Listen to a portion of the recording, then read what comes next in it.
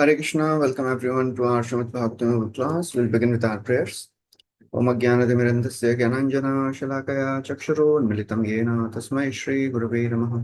Shri Chaitanya Manobhishtam Sthapitam Yena Bhutale Swayam Rupa Kadamahyam Dadati Swapadantikam Vandeham Shri Guru Shri Yuta Padakamalam Shri Gurun Vaishnavamscha Shri Rupam Sagrajatam Sagana Raghunathanvitam Tam Sajivam Sadvaitam Savadutam Parijana Sahitam Krishna Chaitanya Devam Shri Radha Krishna Padam Sahagana Lalita Shri Vishakhanvitamscha He Krishna Karuna Sindhu Dinabandhu Jagatpate Gopesha Gopika Kanta Radha Kanta Namoste Tapta Kanchana Gaurangi Radhe Vrindavaneshwari Vrishabhanu Sute Devi Pranamami Haripriye Vanchakalpatarubhyascha Kripa Sindhubhya eva cha Patitanam Pavanebhyo Vaishnavebhyo Namo Namaha Namo Vishnupadaya Krishna Prishtaya Bhutale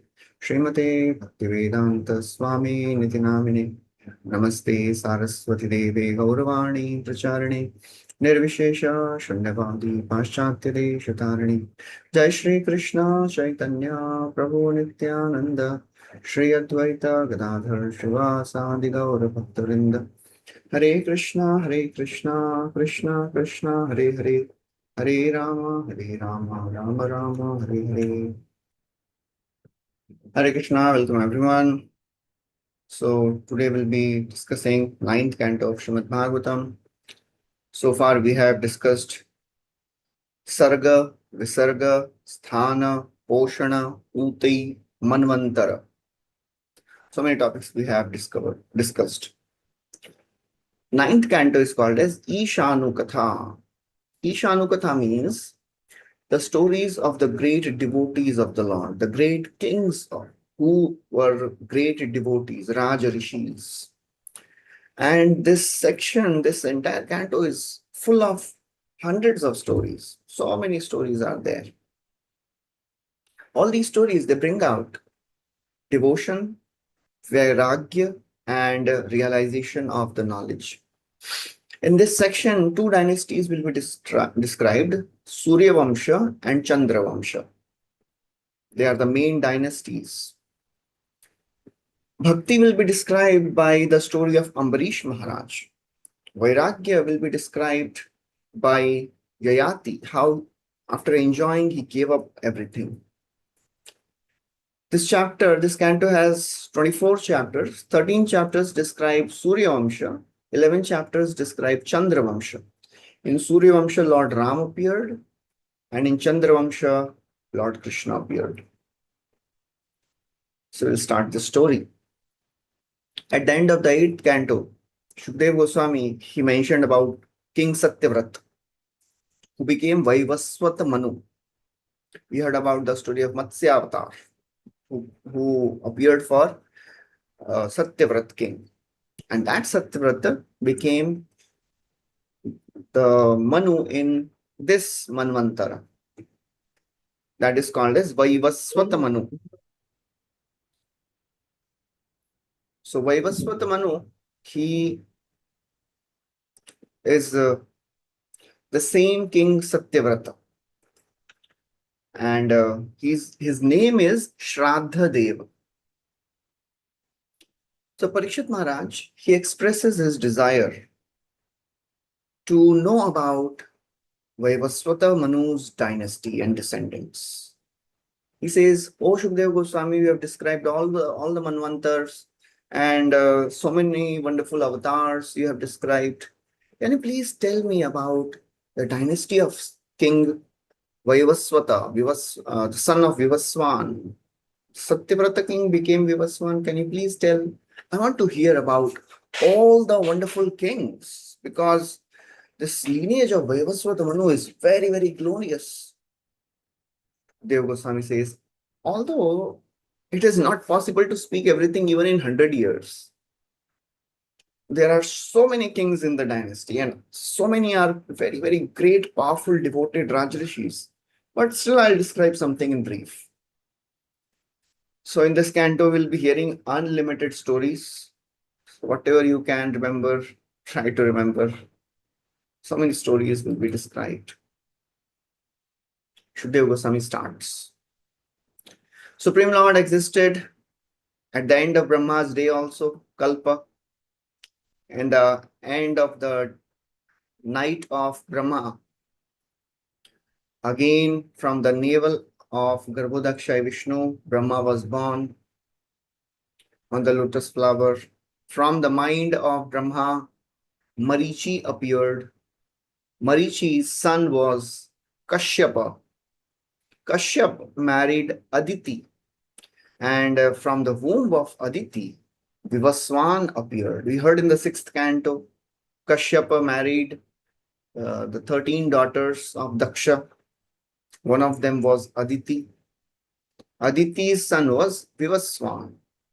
From Vivaswan appeared Shraddhadev. Shraddhadev is the son of Vivaswan and Sangya. And this Shraddhadev is also called as Vaivasvata. Vaivasvata means son of Vivaswan. So although it is said that Vivaswan has many sons, but not all sons were born from Sangya. Ikṣvāku, the great king Ikṣvāku, he appeared when Shraddhadev sneezed. We'll discuss about it.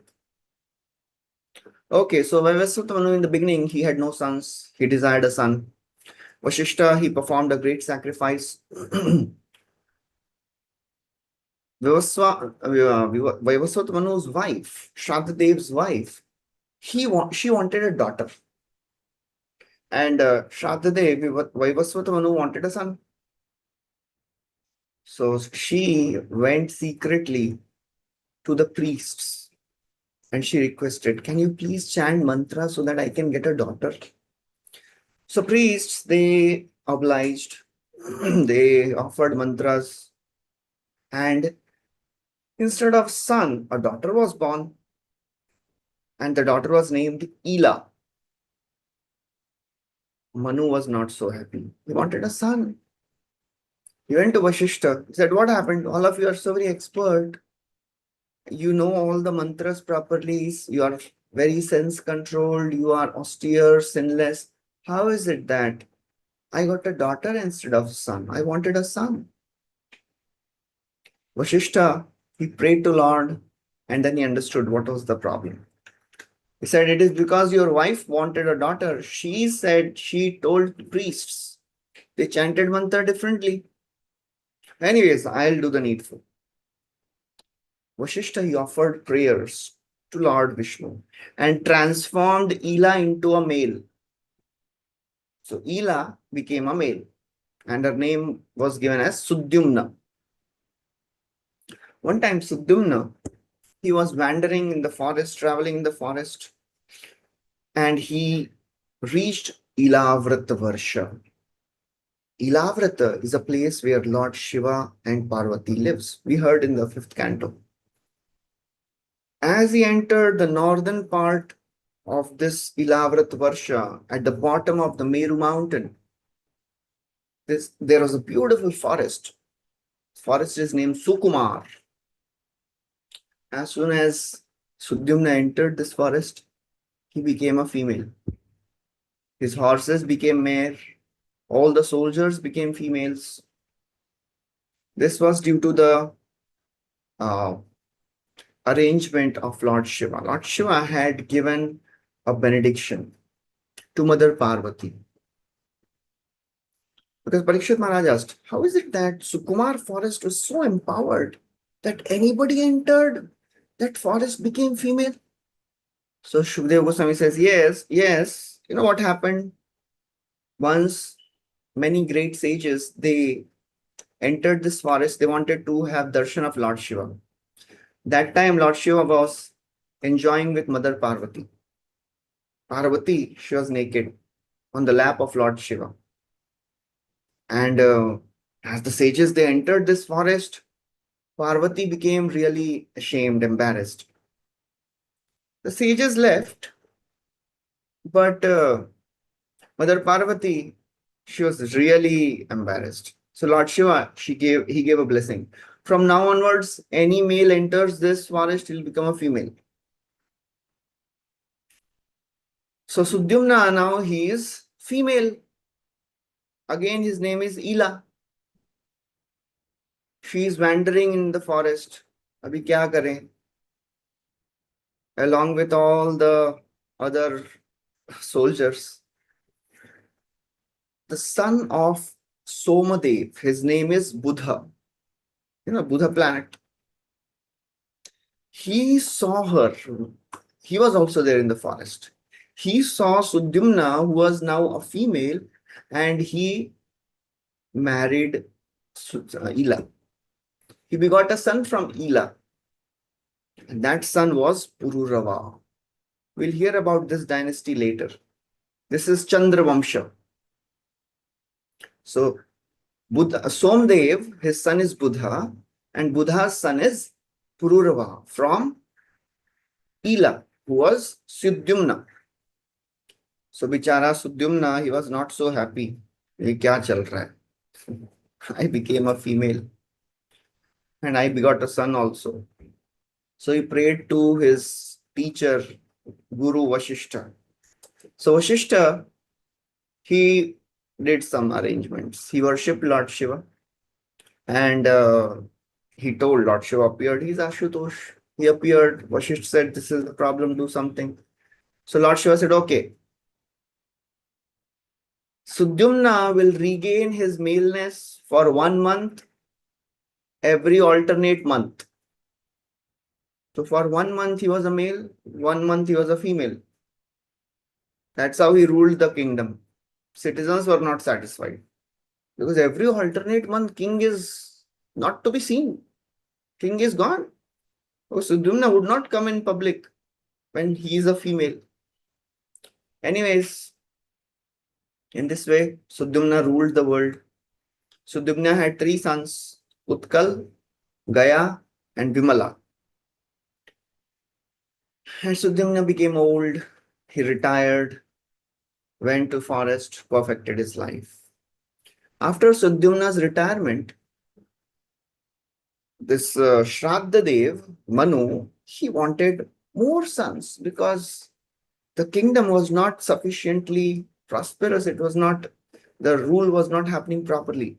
He again worshipped the Lord for 100 years on the bank of Yamuna. And he begot 10 sons. And those 10 sons, they make the dynasty of Suryavamsha. One of the sons was Prashidra.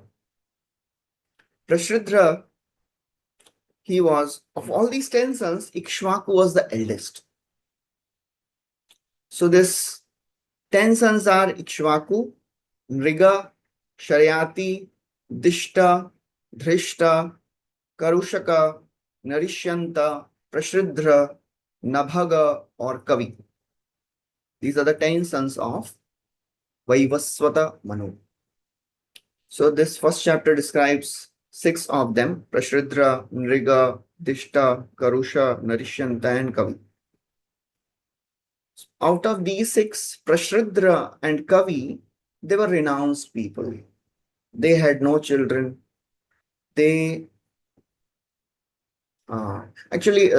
not renounced. This Prashidra, why he had no sons? There is a story behind it. So Shukdev Goswami describes. Prashidra, he was such a great personality. He took a vow of protecting all the cows. And one time, personally, he was standing in the cow shed, protecting the cows. It was night time. A tiger entered the cow shed. And Prashidra, as he was protecting the cows, this tiger seized one of the cows. And the cow started screaming. Prashidra, he took his sword. It was complete dark. And he thought, I'll kill tiger. Instead of killing a tiger, he killed the cow. And as he moved his sword, one ear of the tiger also got cut. So tiger ran away. The cow is dead. Vasishta, when he came to know, he became really angry. He cursed Prashridra that you'll become a Shudra. Prashridra, he was a great devotee of the Lord. He renounced the kingdom. He went to the forest, worshipped the Supreme Lord, and perfected his life. He went back to spiritual world. So he avoided that curse of becoming Shudra by worshipping the Supreme Lord. That is the power of devotional service. Any wrong thing which is about to happen, whatever sins we may do, they are all nullified by the practice of devotional service. Prarabdha phalam papam kutam bijam phalonmukam kramenaiva praliyeta Vishnu bhakti ratatmana. By Vishnu bhakti, all the sins are gone, sinful reactions, unmanifested reactions, the sinful inclinations, they are all gone. So Prashridra, he attains liberation. Kavi, he was not interested in material enjoyment. So he gave up the kingdom in the youthful times. He became a renunciant, perfected his life. Then Shukdev Goswami describes the stories, the dynasty of Karusha, Dhrishta, Nriga, Narishyanta. We'll not go into that. Third chapter describes another king, another son of Manu, Vaivasvata Manu. His name is Sharyati. Sharyati may not be famous, but Sukanyā is famous. Who is Sukanyā? She is the daughter of Sharyati. Somebody may not know Sukanyā, but everybody knows Chyavanprash. That Chyavanprash comes from the word, from Chyavan Rishi. So his story will come here. One time Sharyati, he was a very learned king. He went to a forest with his beautiful daughter Sukanyā to take darshan of Cyavana Muni.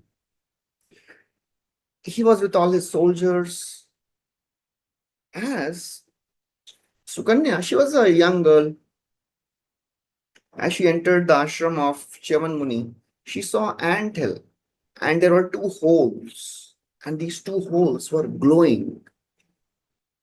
So out of her curiosity, she took a thorn and tried to find out what is there in these holes. As she did that, blood started oozing out of the holes. All the soldiers of Sharyati, they were completely constipated. They could not pass stool, could not pass urine. This Sharyati immediately understood that somebody has done a great offense here. Somebody has polluted the ashram of Cyavana Muni. Fearful Sukanyā, she revealed what she had done. Afraid of being cursed, that two glowing lights in that anthill was the glow of Cyavana Muni. Sharyati, he was really fearful that Cyavana Muni will curse him. She said, please forgive. He said, please forgive my foolish daughter. Out of her foolishness, she has done this. Cyavana, he said, is your daughter married? Sharyati understood. To avoid being cursed, he married his daughter, who was a very beautiful young daughter. And Cyavana Muni was a very old sadhu. They were married. Sukanyā, she was such a great, chaste wife. Although this Cyavana was an old person, she served him so very nicely. She took care of all the needs of Cyavana Muni. She would assist him in yajna. And by this wonderful behavior, she conquered the heart of Cyavana Muni.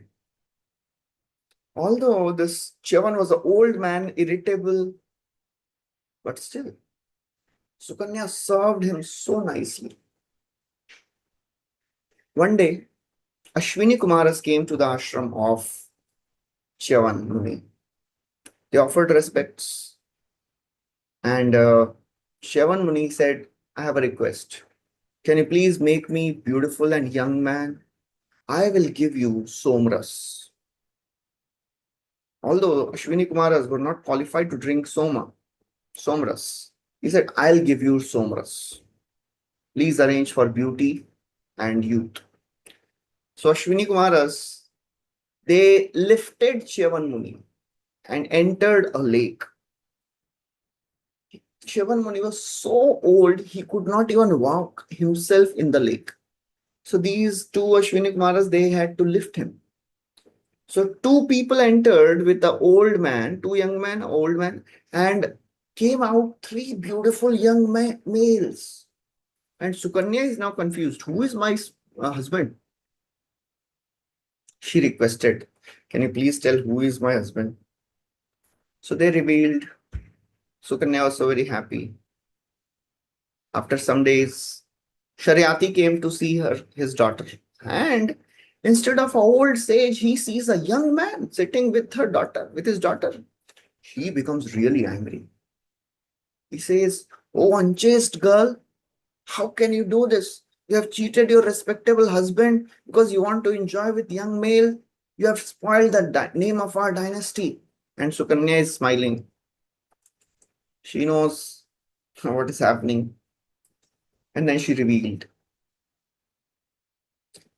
Sharyati was so very happy seeing the chastity of his daughter. Cyavana Muni, then he did yagyas for Sharyati also. And he gave Somras to Aśvinī Kumāras. Indra became angry on Cyavana Muni. He wanted to kill him with his thunderbolt. Cyavana Muni was very powerful. He paralyzed the hand of Indra. Sharyati, he had three sons, Uttana Barahi, Anartha, and Bhurisena. This Anartha is a very famous king. His son is Revata, and Revat had one daughter. He had actually 100 sons. Yes. Out of this 100, Kakudmi, there was a great king Kakudmi. He was the eldest. And Kakudmi, अभी आप बोलेंगे इतने सारे नाम बता रहे हैं इसमें क्या है important? Kakudmi's daughter is Revati. So Kakudmi wanted a suitable husband for his daughter. He went to Brahmaji. And Brahmaji, he was busy seeing a musical performance in Satyaloka. So this Kakudmi waited for some time. And then he came out. He said, what happened? Kakudmi said, I want a husband for my daughter. Brahmaji said, you have spent few moments here. On earth, 27 Chaturyugas have passed by. Now, Lord himself has incarnated as Balaram. You please go and get your daughter married to Lord Balaram. So that's how Revati marries Balaram. Then, another story starts. This is a very wonderful story. The story describes the very wonderful devotion of Ambarish Maharaj. Another son of Vaivasvata Manu is Nabhaga. So Nabhaga's story is described there. One of the sons of Nabhaga was Nabhaga. I'll not describe the story of Nabhaga. One of the sons of Nabhaga is Nabhaga. And Nabhaga's son is Ambarish. Ambarish Maharaj, he was the ruler of entire 7 islands and 7 oceans. But still, he was completely detached. He had such opulence, but he was detached. His mind was only focused in serving the Supreme Lord. The famous verses describe the devotion of Ambarish. Ambarish represents the embodiment of all the 9 limbs of devotional service. Shravanam, Kirtanam, Vishnu, Smaranam, Pada Sevanam, Archanam, Vandanam, Dasyam, Sakhyam, Atma Nivedanam. We know one personality who embodies all these. Shri Vishnu Shravane Parikshit Abhavat Vaiyasaki Kirtane Prahladastu Vivandane. So, Parikshit Maharaj represents Śravaṇa, Shukdev Goswami Kirtana, Prahlad Smarana, Akrura Vandana, Hanumanji Sakhya. So all these, Hanumanji Dasya, Arjun Sakhya, Lakshmi Devi Padasevanam, Bali Maharaj Atmanivedanam. Ambarish Maharaj embodies all the 9 limbs. He was such a great king, but completely detached. Savaimana Krishna Padara Vindayo Vacham Sivaikuntha Gunanuvardhane Karo Harer Mandir Marjanadishu Shrutim Chakara Chuta Satkathodaye. He had all the wealth, but he considered his wealth like a stone. And he focused his mind completely on Krishna. Mana Krishna Padaravindayo. He would use his speech to glorify the names of the Lord. Vacham Sivaikuntha Gunanu Varnane. Use his hands to serve the devotees, serve the Lord. Ears in hearing the narration of the Lord. Mukundalinga Layadarshan Drisho Tadbhritta Gatra Sparshanga Sangamam Granam Chatatpada Saroja Saurabe ЩRÍMAD Tulasya Rasanata Darpite.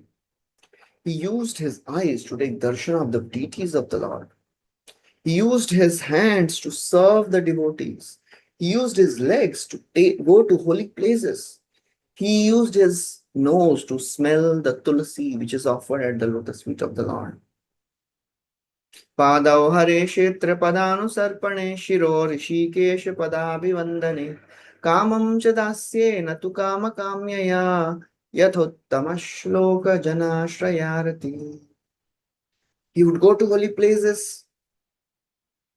He would bow down in front of the Lord. He only desired to serve Krishna and become servant of Krishna. Why he did all this? Uttama Shloka Janashrayarati. He wanted to develop attachment for Krishna's lotus feet. So that's how Ambarish Maharaj is the embodiment of prema. In his kingdom, everybody was a devotee of Krishna. He had ordered that all citizens have to worship Supreme Lord. There should be yajnas for the pleasure of the Lord. Ambarish, he took advice from all the Vaishnava Brahmins and followed all the principles of devotion properly. In his kingdom, citizens were trained to become Vaishnavas. He worshipped the Lord, performed so many sacrifices, and his citizens were so satisfied they did not desire anything of this world. Swargo na prarthito yasya manujairam arapriya. They didn't want Swarga because for them their kingdom was Swarga only. Shrinvadbhir upagayadbhir uttama shloka cheshtitam. They were just absorbed in singing and hearing the glories of the Supreme Lord. The citizens, they had greater enjoyment than Swarga. Because wherever Krishna Katha is there, that is the highest pleasure. Saitam bhakti yogena tapo yuktena parthivai swadharmena harim prinan sarvakama shanai jaho. He gave up all the material desires. By the practice of bhakti yoga, Saitam bhakti yoga, tapo yukta, with detachment, he practiced so much austerity, he gave up all the desires for things of this world. So much so that Griheshu Dareshu Shuteshu Bandushu Dvipottamasyandhanavajisu Vastushu Akshaya Ratna Bharanambaradishu Anantakosheshu Akaroda Sanmati. His wealth, his home, his wife, children, relatives, all the gold, ornaments, elephants, chariots, horses, they all were of no interest for Ambarish. Shukdev Goswami, as he's speaking all this, Parikshit Maharaj is thinking, then how he protected himself and defeated his enemies? दिन भर तो ये भजन ही कर रहे हैं. So how is ruling the world? Shukdev Goswami says, the Lord, pleased by the devotion of Ambarish, he had given his own Sudarshan Chakra for the protection of Ambarish Maharaj. So that's how a devotee is. Prabhupada writes, a devotee does not depend on his own strength, he depends on Krishna. One time, Ambarish Maharaj and his queen, they followed this. His queen was also equally devoted. Mahishya Tulya Shilaya. She was also a very great devoted queen. One time, both of them, they observed the vow of Ekadashi and Dwadashi in Madhuvan for 1 year. Thereafter, in Kartik month, Ambarish, he fasted for 3 nights and then they observed Ekadashi. It was now time to do Paran. Ambarish Maharaj, he worshipped the Brahmanas. He donated 60 crore cows. Their horns were covered with gold. He fed all the Brahmanas sumptuously. And with their permission, he was about to break his Ekadashi fast. Immediately at that time, Durvasa Muni arrived. Ambarish welcomed him nicely, made him sit, washed his feet, and said, can you please honor Prasad? Ambarish, he said, Durvasa, he said, yes, I will take food, but let me go and take bath in Yamuna. And Durvasa Muni left. He is not coming back. Purposefully he delayed. Because it is described that one time Durvasa Muni went to Vaikuntha. He went in the assembly of Brahma. And there is a discussion going on there. Who is the greatest devotee? Narad Muni is also there. And Narad Muni says, Ambarish is the greatest devotee. And Durvasa is thinking, I am a renunciant. And this Ambarish is a king, materialistic. How is he greater devotee? I will test him. So Durvasa Muni purposefully delayed. Ambarish Maharaj is thinking what to do. If I'll not fast, break the fast in proper time, my citizens will not get the credit. So he's thinking, well, only one muhurta is left, 48 minutes left. So if I disrespect a Brahmana, that is an offense. I should not eat before Brahman. But if I don't break the fast on time, then I will lose all the credits. Ekadashi Ekadashi Vrata will be faulty. So what to do? He said, if it is auspicious and not irreligious, then I'll take little water. That is eating and as good as not eating. He consulted Brahmanas. He told that this is what I am thinking. They all agreed. Ambarish Maharaj took little water. And then Durvasa Muni came. He became so angry. He said, just see the transgression of this cruel king. He is behaving like a devotee. He is a non-devotee. He is intoxicated with his wealth. He has disrespected a Brahman. He thinks himself God. Prabhupada writes, a devotee cannot be defeated by a so-called yogi. Durvasa is so very angry. He said, he has invited me to eat and he has eaten before me. This is great misbehavior. I will show him the result. He uprooted one of his jata, threw it on the ground, and a very powerful demon arose. The demon charged towards Ambarish Maharaj. Ambarish, he was completely fearless, not at all disturbed. He didn't move an inch from his place. That's how devotees fearless and tolerant. Prabhupada gives the example of Prahlad. Hiranyakashipu wanted to kill Prahlad in so many ways, fearless. Ambarish didn't move. Sudarshan appeared. Sudarshan Chakra. He killed that fiery demon and started chasing Durvasa. Did the Chakra destroy the demon on the request of the king? Parikshit Maharaj is thinking. Shukdev Goswami says, no. Ambarish didn't even ask. Lord had ordered the Sudarshan Chakra. You have to protect my devotees. That's how Krishna protects his devotees in all situations. So now Durvasa is so frightened that Chakra is chasing me. He ran everywhere. He entered ocean. He went to the cave in Himalayas. Wherever he went in all the directions. Sudarshan is chasing him everywhere. Ultimately, he went to Brahmaji. Brahmaji, please help me. This Sudarshan is burning me. Please protect me. Durvasa, Brahmaji says, Durvasa, at the end of the life, Lord Vishnu annihilates everything. And I am subservient to Lord Vishnu. I can't do anything for you. You go to Vishnu only. Vishnu nahi jayenge. He went to Lord Śiva. Oh Lord Śiva, please help me.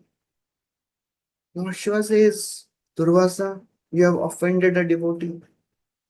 Myself, Brahmaji, and all the devatas, we are bewildered by the actions of Supreme Lord. We can't do anything for you. Please go to Supreme Lord. Now, Durvasa thought there is no hope. He ran to Lord Vishnu, fell at the feet of Vishnu in Vaikuntha.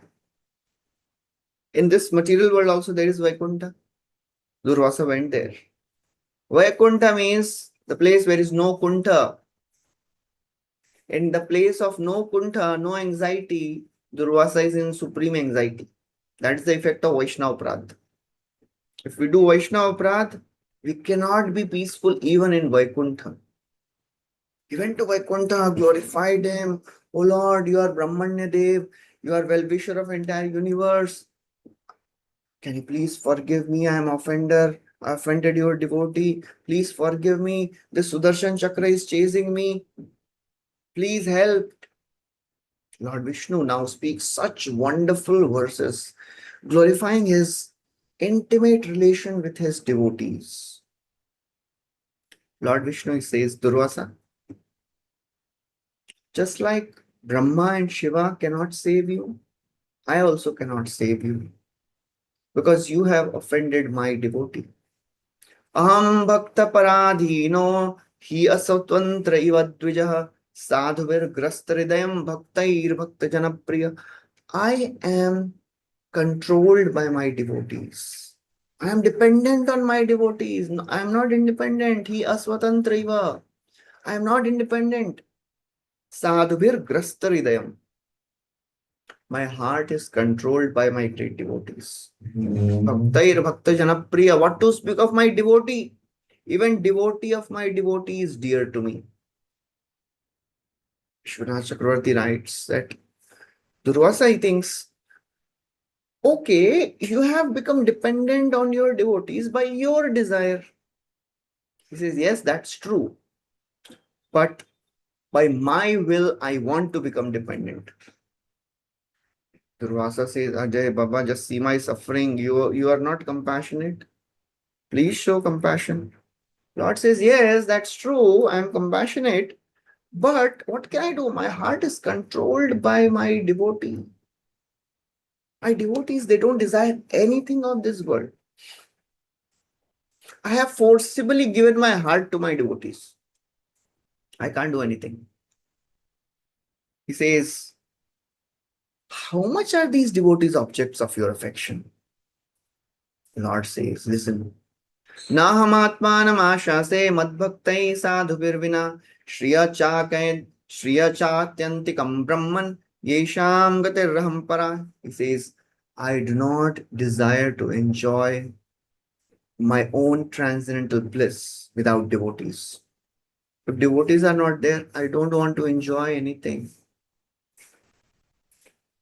I don't desire any of my opulences if devotees are not there. I don't desire Lakshmi Devi. For me, my devotees are everything, and for my devotees, I am their only destination. Durvasa says, O Lord Vishnu, but you are so very affectionate to Brahmanas also. You are no Brahmanya Devaya. Please do not ignore me. I am a Brahman. Lord says, yeah, that's true, but how can I ignore my devotees? If I help you, that means I have to give up my devotees automatically because you have offended my devotees.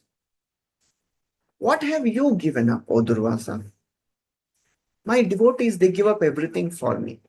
Ye daragar putra apta pranan vittam imam param tyaktva mam sharanam yata katham stam taktum utsahe. My devotees, they give up their family, wife, children, home, kingdom, property. They are ready to give up their life for me. What have you given up? You ran away for your life. Just see Amrish, he is still standing at one place. Lord is really angry. He said, Oh Durvasa, my devotees, they completely control me. Mai nirbadha hridaya sadhava samadarshinaha vashe kurvanti mai bhaktya satstriya satpatim yatha. My devotees control me just like a chaste wife controls a faithful husband. I am not controlled by Brahmavadis like you. You are a Brahmavadi. I am controlled by my devotees. Mat sevaya pratitam te salokyadi chatushtayam naichanti sevaya purnai kuto anyat kala viplutam. My devotees, they don't want liberation also. All the four types of liberation, they don't want. Then what to speak of all the Chatur Purushartha, Dharmartha, Kam, Moksha, they are not in picture only. My devotees, they have such unlimited bliss. That bliss is not destroyed by time. For me, devotees are in my heart and I am in the heart of my devotees. Lord speaks that famous verse.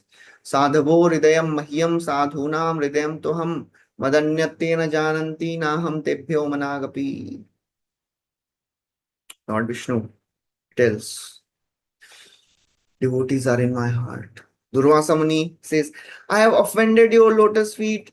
I fall at your lotus feet. Please forgive me. He says, don't fall at my feet. Go to Amrish. Fall at his feet. Only if he forgives, I can do something.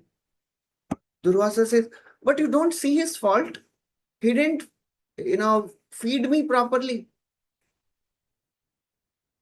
Lord says, you do not know anything. My devotees, they are doing whatever because of my desire. That was my desire. Durvasa says, between a Brahmana and a Dwadashi, which is greater? I was there. And he thought Dwadashi Paran I will break. That is more important. Which is more respectable as Dharma? Dwadashi or Brahman? Lord Vishnu is so disgusted. He says, go and ask Amrish. He will tell you. You are so ignorant. Amrish, Durvasa Muni, he understands. Okay, there is no scope. He ran back to Amrish Maharaj, who is still standing at one place for 1 year. This whole journey, whole run took 1 year. And for 1 year, Amrish Maharaj is fasting, just drinking water. That's how, if somebody is offending a devotee, Lord Śiva, Lord Brahma, all the devatas, even Lord Vishnu can't do anything. Amrish Maharaj is still standing. Durvasa Muni runs back and falls at the feet of Amrish. catches hold of the feet of Ambarish. Ambarish, he feels so embarrassed. He sees Sudarshan Chakra. Durvasa says, please forgive me, please save me. Sudarshan is still chasing. Sudarshan stops. Whenever Durvasa speaks to somebody, he stops. So Ambarish, he offers beautiful prayers to Sudarshan. Oh Sudarshan Chakra, you are the fire, you are sun, you are moon, you are the source of all the knowledge. Wonderful prayers he offers. Tvam dharmas, tvam ritam satyam, tvam yagyo akhila yagya bhuk, tvam lokapala sarvatma, tvam teja paurusham param. You are dharma, you are truth, you are the encouraging words, you are the sacrifice, you are the enjoyer of the fruits. He is the expansion of the Lord's power. So he is glorifying, Ambarish is glorifying. You are the maintainer. You are the supreme power of Vishnu. Nama sunabha akhila dharma setave hiya dharma shila suradhuma ketave trailokya gopaya vishuddha varchase mano javaya adbhuta karma girnave. O Sudarshan, Namo Sunabhakhil, your auspicious hub. It is Dharma Setu. It establishes Dharma by destroying all the miscreants. You are inauspicious for all the demons. He, Adharma Shil Asur Dhuma Ketave. You are inauspicious for the demons. You establish Dharma. You are the maintainer of three worlds. You are the possessor of pure effulgence. Please favor this poor Brahman. Please don't burn him. You are so powerful. You protect Brahmanas. Please forgive him. Sudarshan is not stopping yet. Then he takes a vow. He takes an oath. May this Brahmana be freed if our family has given charity, performed sacrifices, carried out the duties properly. Still, Sudarshan is not stopping. Really angry because he has offended a devotee. Durvasa has offended a devotee. Sudarshan is angry. Ambarish takes a stronger vow. He says, if I have worshipped the Supreme Lord, let all my credits be exchanged and free this Brahmana. Then Sudarshan stops. Ambarish, he begs forgiveness from Durvasa Muni. And Durvasa Muni praises Ambarish Maharaj. Aho ananta dasanam mahatvam drishtamadhyame kritagasopi yadarajan mangalani samhiyase. Today I have seen the glory of the devotees of Lord Narayan. Ananta dasanam. Ananta means Lord Vishnu. Kritagasopi, I offended you and you are desiring my auspiciousness. It's so very wonderful. Dushkara konu sadhunam dustejam va mahatmanam yai sangarhito bhagavan sattvatam rishabho hari. What is difficult for a devotee to do? A devotee can forgive any offender. What is difficult for a devotee to give up? A devotee can give up and overlook any offense. He very nicely glorifies. He glorifies the names of the Lord. O King, overlooking all my offenses, you have forgiven me, you have saved my life. I am so very obliged to you. Ambarish Maharaj, he's not thinking, yes, no problem. I have saved you. He's so very ashamed that because of me, you had to go through all this. Please forgive me. He made Durvasa sit, washed his feet, arranged for nice prasad, fed him nicely, and then he ate. That's the glorious devotion of Ambarish Maharaj. After this, Durvasa Muni went to Brahmaloka. Why he went to Brahmaloka? He wanted to tell the inhabitants of Brahmaloka how glorious is this devotee, Ambarish. In this way, Ambarish Maharaj ruled the kingdom, performed wonderful devotional service, and ultimately he retired, went to the forest along with his wife, perfected his life, and was liberated. Shukdev Goswami continues the dynasty of Vaivasvata Manu. In the dynasty of Vaivasvata Manu, there was another great king, Ikṣvāku. Ikṣvāku was born when Manu sneezed. He was born from the nostril of Vaivasvata Manu. This Ikṣvāku had 100 sons. So this Ikṣvāku, he was ruling this kingdom called as Aryavarta. 25 of these sons, they ruled the eastern part, 25 ruled the west. 3 ruled the middle of this kingdom. In this 3, they are very special. Vikukshi, Nimi, and Dandaka. So Nimi Maharaj, he will come in the 11th canto. He will have discussion with Navayogendras, the 9 sons of Bharat, same Nimi. They ruled the middle area and the others ruled north and the south. Vikukshi's story is described. Maharaj Ikṣvāku, he performed so many sacrificial rituals. He wanted to offer oblations to his forefathers, Shraddha. He sent Vikukshi. You go to the forest and you get some pure flesh, a pure animal. In the previous times, that was the tradition. In the Kali Yuga, all these things are prohibited. Ashwamedam Gavalambam Sanyasam Palapaitrikam Devarena Sutotpattim Kalau Pancha Vivarjayit. Ashwamedha, horse sacrifice. Gavalambam, cow sacrifice. Sanyasam, Mayavadi sannyas. Palapaitrikam, offering flesh to the ancestors. Devarena Sutotpattim, begetting child from the husband, brother of the husband, if the husband is not able to give birth to give child. Kalau Pancha Vivarjayit. And all these things are forbidden in Kali Yuga. So Vikukshi, he goes to the forest. There he captures many animals. He became so hungry. There was a rabbit. He killed the rabbit, he ate it.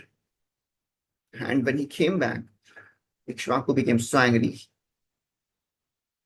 He threw Vikukshi out of the kingdom.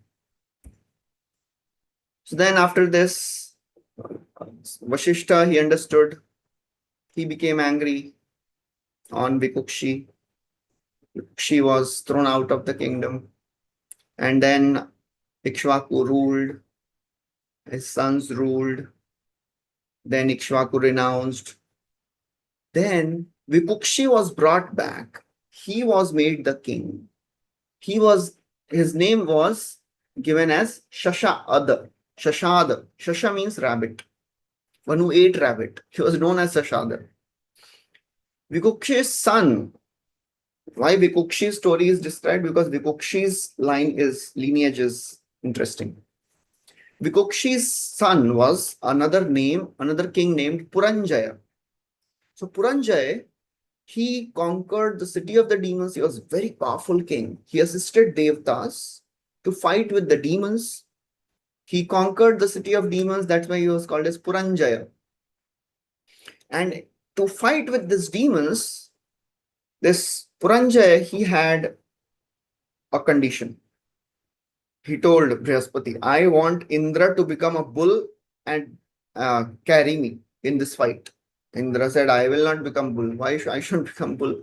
Below my dignity. Brihaspati ordered him, you have to become bull. So Indra became a bull and carried Puranjaya to fight with the demons. That's why he is also called as Indravaha. Indra became the Vahan, Indravaha. And because he rode on the back of a bull, he is also called as Kakutstha. So that's how Puranjaya killed so many demons. And in the dynasty of Puranjaya, there was another very interesting, very important king. His name was Yavanashva. Yavanashva, he had no sons. He retired to the forest along with his wife. In the forest, the sages, they did sacrifice for Yavanashva, and he begot a son. And that son is the famous king Mandhata. Mandhata is a very celebrated king in the Vedic history.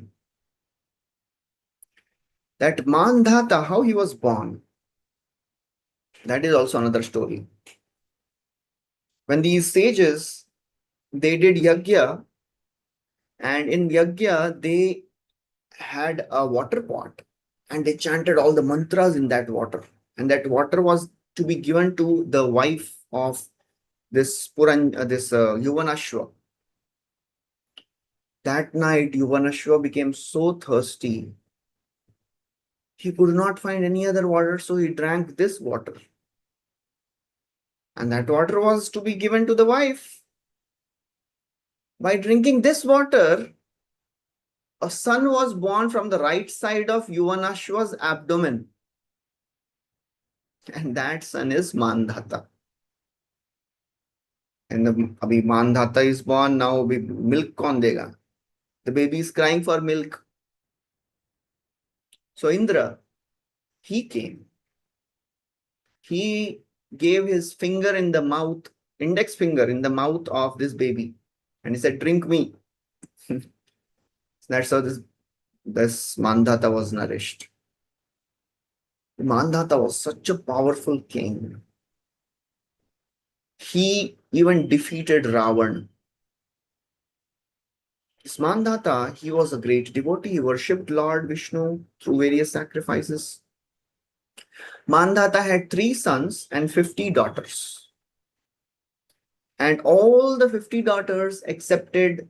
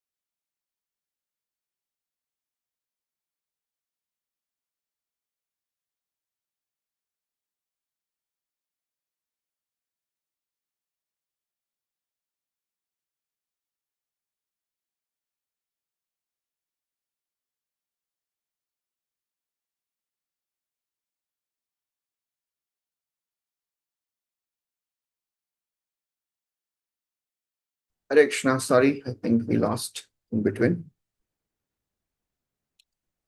Okay.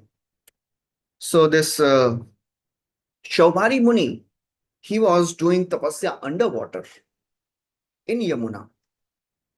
And he saw once, because he thought that if I do tapasya in the land, on the land, it will be distracting. Somebody will come and some distractions will be there. So I will do tapasya underwater where there is no distraction. One day he saw fishes mating and he became so disturbed by lusty desires just by seeing the fishes mating. Why it so happened?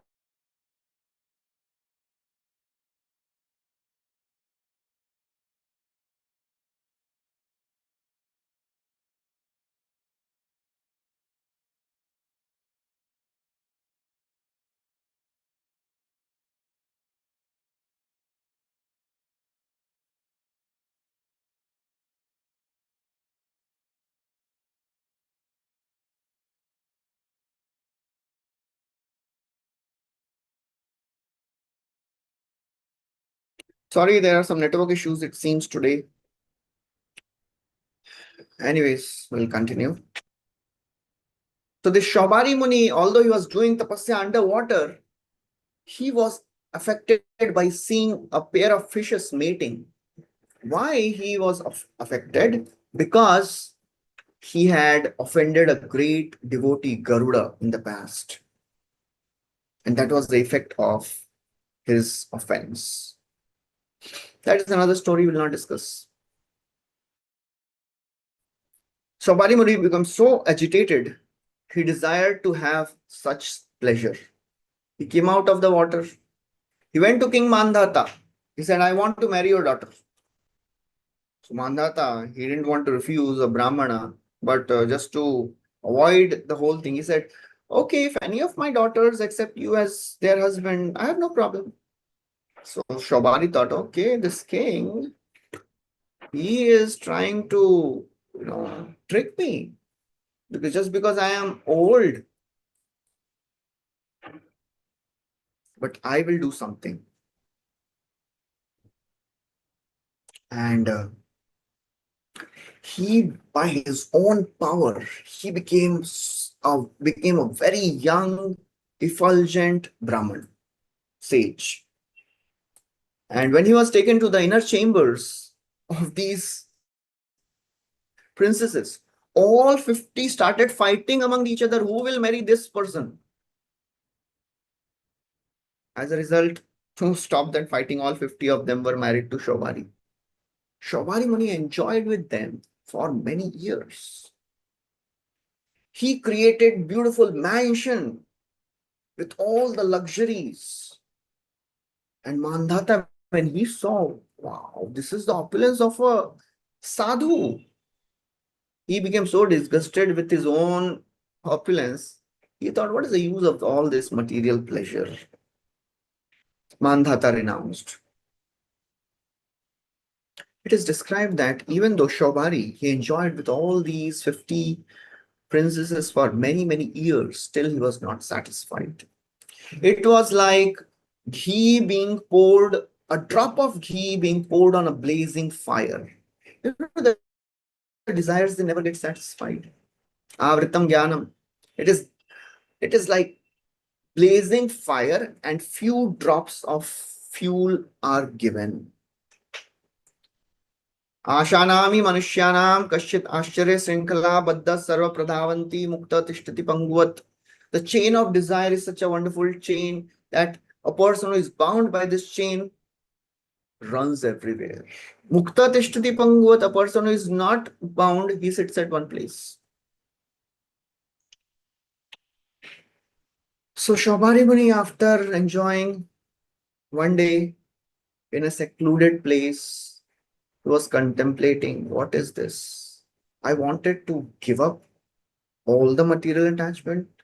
I wanted to serve the Lord, and I was underwater in Yamuna, and just see now what has happened.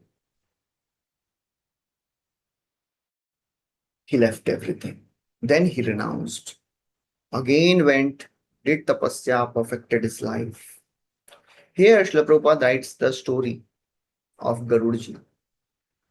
He said, Garuda's favorite regular food is fish.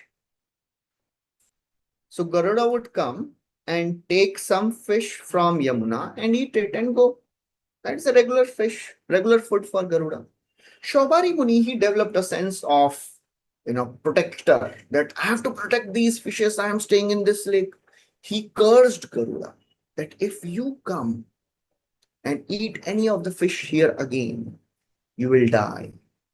Although Garuda is not affected by all these curses, but just to respect this Brahmana's curse, Garuda didn't come. Garuda didn't come, and Kalia came, and he started staying and poisoned the entire lake. Everything was destroyed.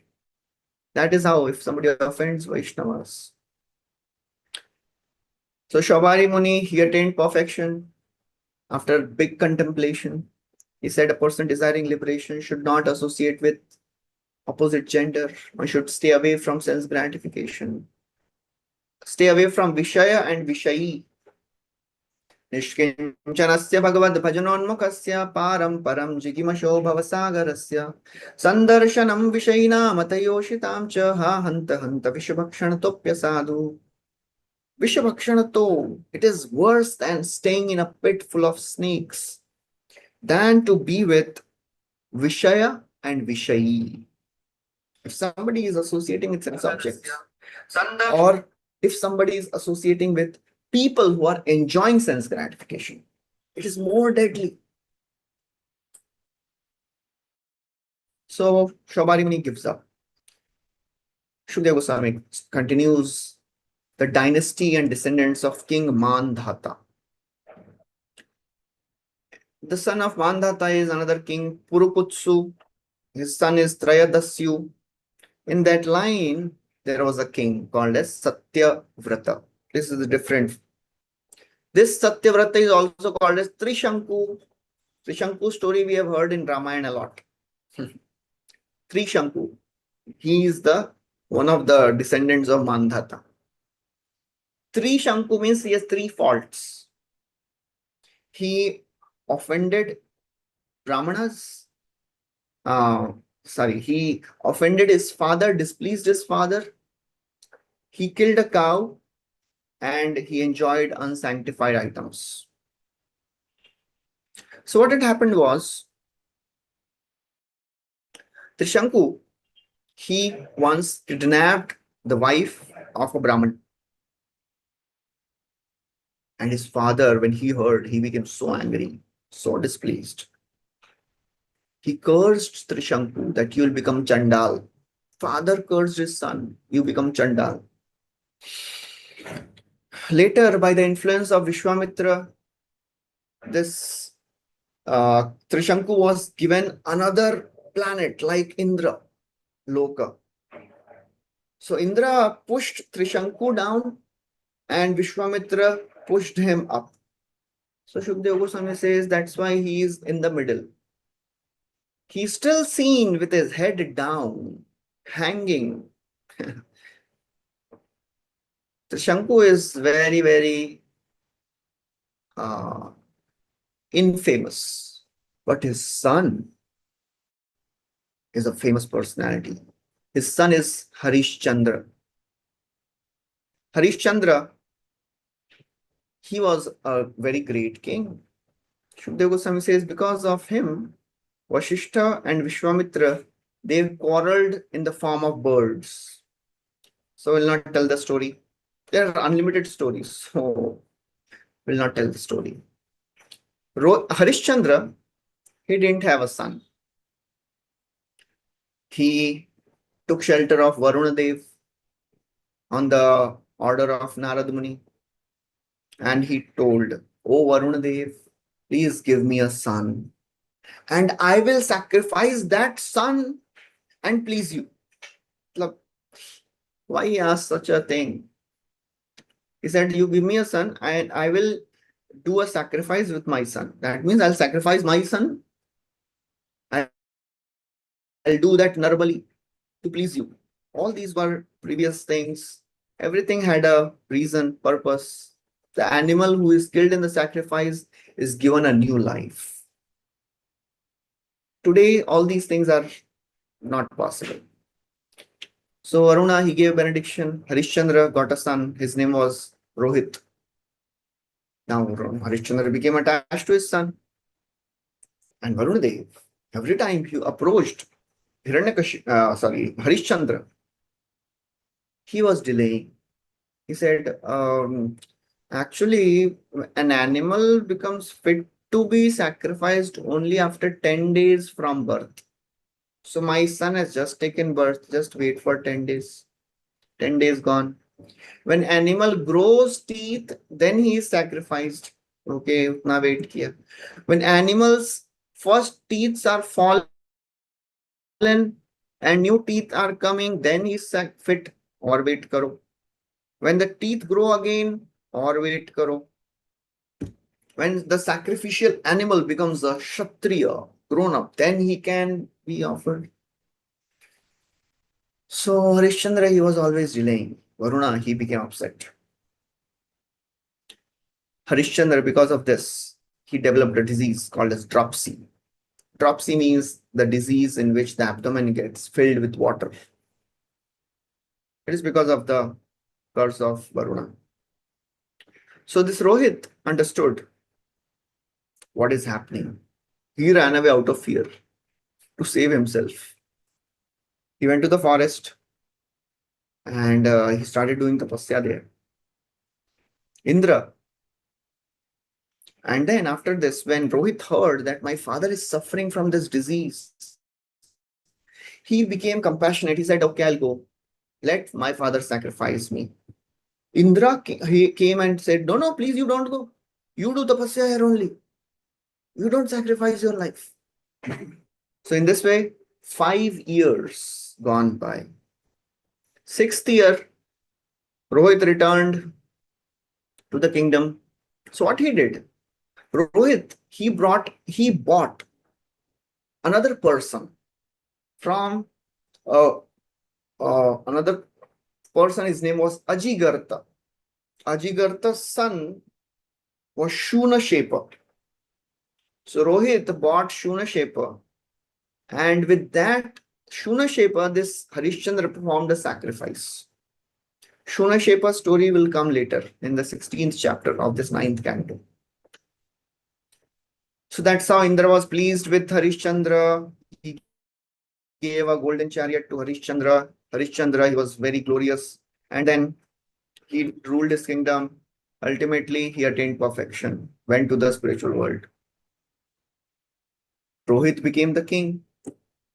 In the dynasty of Rohit, another very important personality came. His name is Bahuka. Bahuka is not so famous, but Bahuka's son is famous. So Bahuka, his enemies took away all his possessions. He went to forest, took Vanprastha. He didn't want to continue as king. And Bahuka, along with his wife, he went to the forest. He did tapasya, left his body. Then one of the wives of Bahuka, he wanted to enter the fire along with Bahuka. He wanted to do sati. So there was a great sage, Aurava Muni. Aurava Muni, he was the priest for Bahuka. He forbade this wife of Bahuka that you please don't die because you are pregnant. You don't kill your child also. So Bahuka, he is dead. His wife was pregnant. He didn't die. She didn't die. His co-wives, they became envious of the child. That why she has only child. They poisoned this wife. They put poison in the food of his wife. Interestingly, the child was not killed by the poison. The child was born with the poison. And that's why his name was Sagar. Gara means poison. Sagar is a famous king whose sons, Sagar's sons, they excavated the earth in Ganga Sagar. So now Shukadeva Goswami starts the story of Sagar. So Sagar Maharaj, by the order of his guru Aurava Muni, he was ruling the kingdom nicely. He did not kill tribal people, and just he gave them a different look. He said, I will not kill, but you dress differently. He gave them different dress. They would dress awkward. They would be half shaved or clean shaved with mustache. They would wear loose hair. They would be without underwear, without external garments, all those tribesmen. So Sagar Maharaj, he didn't exterminate this race. One time, Sagar, he performed Ashwamedh Yajna. And naturally, who became envious? Indra. Indra stole the horse, hid that horse in the ashram of Kapila Muni, Kapila Dev, the son of Devahuti. Ab kya kare? Sagar had two wives, Sumati and Kesini. Sumati had 60,000 sons. Sagar told 60,000 sons, you please go and find out where is this horse. So they searched the entire Jambudvipa. They are not able to find the horse. So they thought maybe somebody has hidden the horse underground. They started digging up the earth. And we heard in the 5th canto, this Sagar Maharaj's sons, they dug up the whole earth and they threw the dirt all over and they became the 8 islands around Jambudvipa. They reached the ashram of Kapila Muni. He saw the horse standing beside Kapila Muni. They thought he is the person who has stolen the horse. He started shouting, "Kill him!" And Kapila Dev, when he saw this impudent behavior of the sons of Sagar, he just saw them. And just by his vision, the fire elements in the body of these sons started increasing. And all these 60,000 sons were burnt to ashes. Kapil Dev never became angry. The nature responded because somebody offended the Supreme Lord. Now 60,000 sons are gone. Ab kya kare? So another son of Sagar Maharaj from Kesini, his name is Asmanjas. So Asmanjas' son was Amshuman. Asmanjas, he was a great yogi, but his behavior was very, very bad. Because he started associating with some sinful people. He offended the sages. He had so many bad qualities. Ultimately, Asmanjas, he was thrown out of the kingdom by Sagar. Amshuman, he was ordered by Sagar, you go and find out where are your uncles. Amshuman, he's searching. He found the horse near the big pile of ashes. He saw Kapila Muni. He understood he is the Supreme Lord himself. He offered beautiful prayers. Oh Lord, even Brahma cannot understand you. Even Shiva cannot understand you. It is not surprising that the sons of Sagar Maharaj offended you because nobody can understand you, my Lord. It is so very difficult. Only if you show mercy, somebody can understand you. People, they can't see you by their ordinary vision. You have so many names, so many forms. By beautiful prayers, Kapil Dev was satisfied.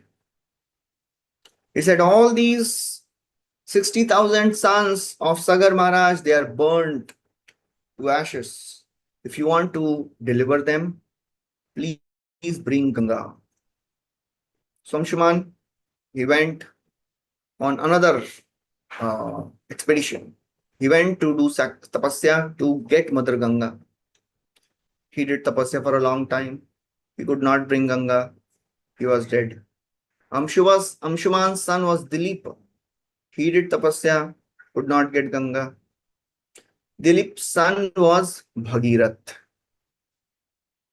Now Bhagirath, he did great tapasya, and as a result of that, Ganga Devi appeared. She said, I will descend. And Kapila Dev, he had told that if you want your uncles to get revived, please bring Ganga. So Ganga's tapasya is happening. Ganga appeared. She said, I can descend, but I have two conditions, two problems. When I descend from heavenly planets, the force will be so strong. Who will bear my force? If nobody is there to bear my force, I will just pierce Bhumandal and go down to lower planets. And second problem is, if I come here, all the sinful people will come, they will take bath in me and they will contaminate me. Who will purify me? So Bhagirath, he says, no problem. First question, who will bear your force? Lord Śiva will bear your force. And your second concern, who will purify you? The devotees of the Lord will come. They will take bath in you. They will purify you. Sadhavo nyasina shanta dharmishtha lokapavana harantyagam tyangatapa teshu astyagabidhari. The devotees of the Lord, they are shanta. They are brahmishtha. They are fixed in the Lord. Lokapavana. They purify the world. By their touch, you'll be purified. Who will purify them then?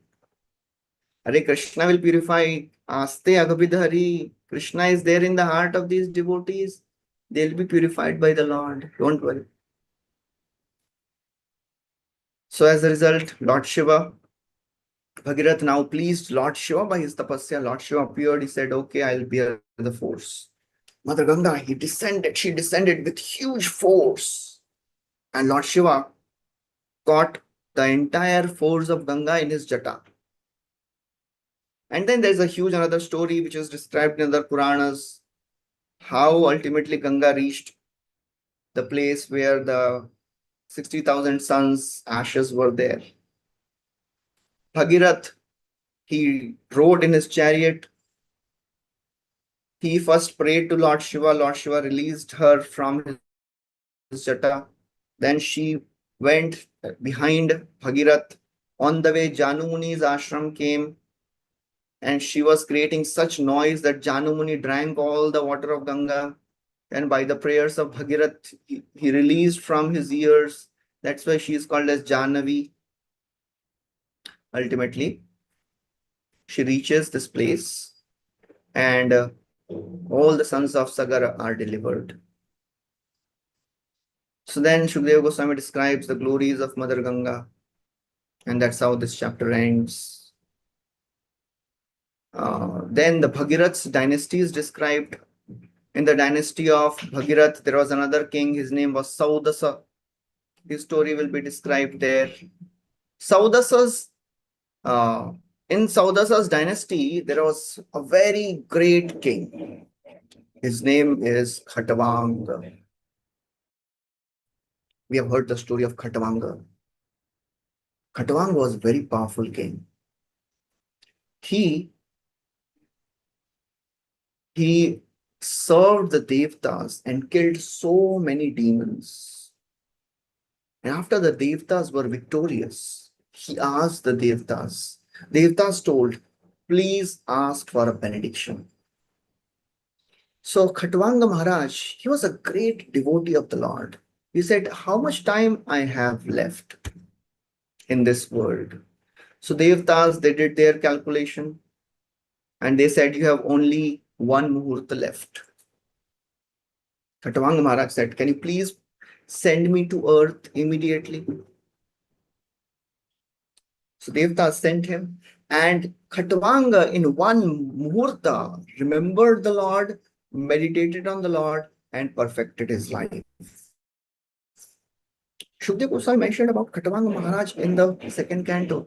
Khatavango nama rajarshe gyatavyetam ihashah muhurtam sarvam utsrijya gatavan abhayam harim. In one muhurta, he gave up all the attachments and perfected his life. Oh Parikshit, you have 7 days. Please practice devotional service. In the dynasty of Khatavanga, there was a king Dirghabahu. Dirghabahu's son was Maharaj Raghu, the famous Raghava, Raghukul. Raghukul Rita Sada Chaliyai, Prana Jai, Parvachan Jai. We have heard this many times. That same Raghu. So Khatvanga's son was Dirghabahu. Dirghabahu's son was Maharaj Raghu. Raghu's son is Aja. Aja's son is great Maharaj Dashrath. And Supreme Lord appeared in the family of Dashrath Maharaj in 4 expansions. Lord Ramchandra, Lakshman, Bharat, and Shatrughna. Shukadeva Goswami says, Lord Ram's transcendental qualities are described by so many wonderful saints. And you have heard them repeatedly, but still I'll describe in brief. He starts. Shukadeva Goswami summarizes the entire Ramayana in 2 chapters. Just like there is a verse which summarizes the entire Ramayana in 1 verse. Adau Ramatapovanaadigamanam Hattvamrigam Kanchanam Vaidehi Haranam Jatayu Maranam Sugriva Sambhashanam Vali Nirdalanam Samudra Taranam Lanka Puri Dahanam Pashad Ravana Kumbhakarna Hananam Etadhi Ramayanam. That is entire Ramayana. In the beginning, Lord Ram went to the forest. Adau Ramatapovanadigamanam, there he killed a golden deer. Then Vaidehi was kidnapped. Jatayu was killed by Ravana. Then Vali was killed. Hanumanji crossed ocean, burnt Lanka, and then ultimately Ravana and Kumbhakarna were killed. That's the entire Ramayana. So Shukadeva Goswami starts the story. Lord Ram gave up his kingdom to fulfill the promise of his father and went to the forest. His feet were so soft. Even Mother Parvati would fear touching the feet of Lord Ram. That feet were in the forest without any slippers. In forest, he was, now of course, Shukadeva Goswami summarizes everything in one verse, in 2 verses, and then he elaborates. He went to the forest, then Lakshman cuts the nose of Shurpanakha, ears of Shurpanakha. Then he became angry at the ocean, constructed a bridge, and entered kingdom of Ravana and killed so many demons. That's how Shukadeva Goswami ended the entire story. And then he starts. Vishwamitra, he went to the assembly of Dashrath Maharaj. He requested Dashrath Maharaj, can you please give your son? Because our sacrifice is troubled and disturbed by so many demons. Although he was unwilling, Dashrath Maharaj gave his son Ram and Lakshman. Ram and Lakshman killed so many demons. Tataka, Subahu, Marich was thrown away. Then Lord Ram went to the Swayamvar ceremony of Mother Sita. He picked up that huge bow of Lord Śiva, married Mother Sita, and he even defeated Parshuram. Parshuram became very angry when his worshipable master's bow was broken. Then Lord Ram, ultimately, he went to the forest without any hesitation. Just like a liberated soul, he was completely unattached. In the forest, Shurpanakha came. Lord Ram, Shukadeva Goswami says Lord Ram disfigured Shurpanakha. Actually, Lakshman disfigured Shurpanakha. Then, because Shurpanakha, she went to her brothers, Khara and Dushan, they came along with their 14,000 Rakshasas, and they were all destroyed at Janasthan. Shurpanakha wanted to take revenge. She went to Ravana and started glorifying the beauty of Mother Sita. Ravana, agitated by lust, went to Maricha, and Maricha became a golden deer, took away Lord Ram. Lord Ram ultimately killed this Maricha. Meanwhile, Ravana, like a wolf, kidnapped Mother Sita. On the way, Jatayu was killed. Prabhupada in that purport describes about Maya Sita, how Sita can never be touched by Ravana. It was Maya Sita. Agnidev, he took Mother Sita and produced Maya Sita. That was Vedavati, another story. So then Jatayu was killed, and in search of Mother Sita, Lord Ram met Sugriva. Before meeting Sugriva, he killed this demon Kabandha. And Kabandha told Lord Ram, you please go and meet Sugriva. Lord Ram made alliance with Sugriva, killed Vali. Then search party was sent all over. Ultimately, Lord Ram and the entire army of monkeys, they are on the ocean's shore. Lord Ram fasted for 3 days, waiting for Sun God to respond and give away. Sun God, he neglected Lord Ram. Lord Ram, he became so angry. he took his bow and arrow. He was about to dry the ocean. Ultimately, ocean god appeared and prayed to Lord Ram and said, please don't dry me up. You have this two very, very powerful monkeys in your army, Nala, Nila. They are the sons of Vishwakarma. They'll build a bridge for you. It'll be a floating bridge. You may cross this ocean, go to Lanka and kill the Ravana, get your wife, Mother Sita back. Nala, Nila, and all the monkeys, they construct a floating water bridge. The entire army reaches Lanka. And after a huge fight between Ravana's army and Lord Ram's army, Ravana's army had many, many powerful demons. Kumbha, Nikumbha, Dhumraksha, Durmukha, Surantaka, Narantaka, Indrajita, Kumbhakarna, Atikaya, Akampan. And Ram's army had Hanuman, Sugriva, Angada, Jamvan, Mainda, all the powerful Durveda. They all fought.